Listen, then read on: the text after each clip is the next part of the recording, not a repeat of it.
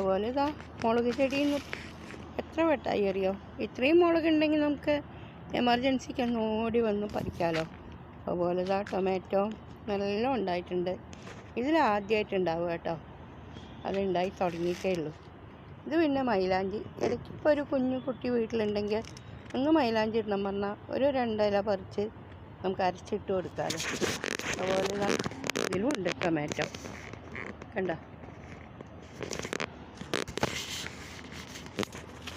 ഇനി കീഴാർനെല്ലിയെല്ലാം പറിച്ച് വേരോടുകൂടെ പറിച്ച് കഴുകി ബക്കറ്റിലിട്ട് വയ്ക്കും വെള്ളത്തിൽ.